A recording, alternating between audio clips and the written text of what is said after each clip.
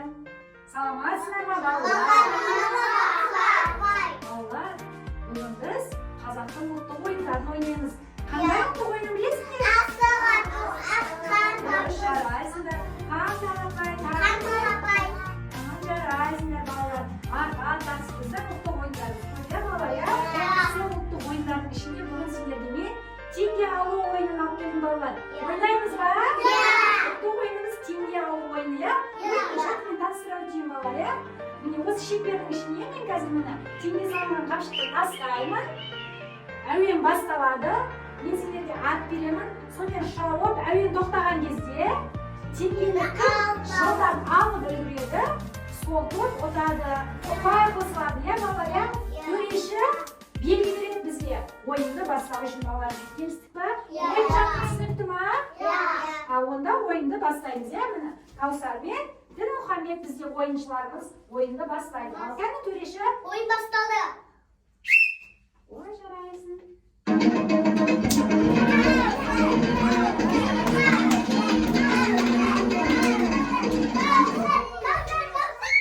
Ой, жарайсыңдар. Каусардың тобына бір ұпай. Жарайсыңдар, керемет. Келесі ойыншы кәні ойынды жалғастыра берейік. Келесі ойыншыға бере қояды. Кәні. Келесі ойыншы ойынды жалғастырамыз. Төреші кәні? Ойын басталды.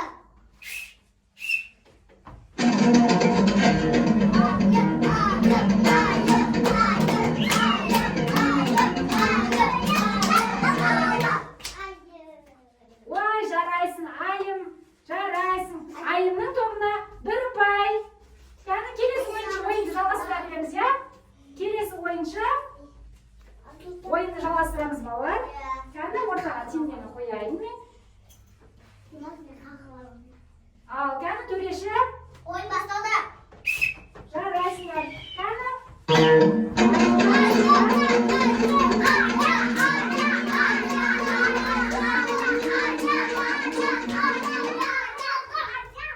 Ой, керемет. Адия, жарайсың, Адия. Қай топта бізде көп екен? Алтын қалташа. Алтын қалташа нешеу Адияда? Теңге салынған қалта бізде айымның тобында біреу және Адияда екеу болды. Жарайсыңдар. Хантөренің тобы бізде 30-ға жетті ма, балалар? Жеңімпаз топты құттықтап қояйық, балалар. Керемет, жарайсыңдар. Балалар, біз қандай ойын